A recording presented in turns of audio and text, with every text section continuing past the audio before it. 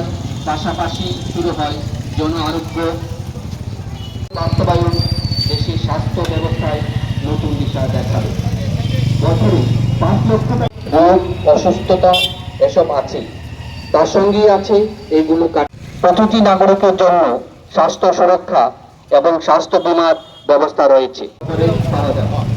আর্থিকভাবে দুর্বল শ্রেণীর মানুষরাই প্রকল্পের সুবিধা পাবে। মনে রাখবেন, খাদ্য, বস্ত্র, বাসস্থানের জন্য যে শর্ত আসে তা হলো স্বাস্থ্য বা যা আয়ুষ্মান ভারত বা জাতীয় স্বাস্থ্য সুরক্ষা মিশন নামে পরিচিত। প্রকল্পের বাস্তবায়নে আমরা বাইর করছি, এটা 6 বছর পূর্তি হয়েছে, মানে প্রধানমন্ত্রী আয়ুষ্মান ভারত কার্ড শুরু হয়েছে।